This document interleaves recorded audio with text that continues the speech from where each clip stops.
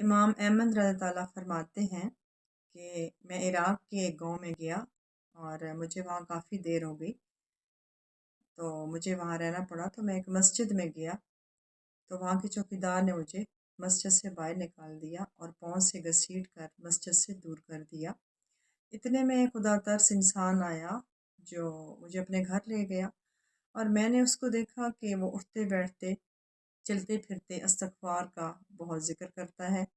صبح ہوئی تو میں نے اس سے پوچھا کہ تمہیں استغفار پڑھنے کا کوئی فائدہ بھی ہوا؟ اس نے مجھے بتایا کہ میری ہر دعا قبول ہوئی سوائے وہ کہ امام احمد رضی اللہ تعالیٰ سے میری ملاقات نہیں ہوئی اور وہ مجھے نہیں ملے۔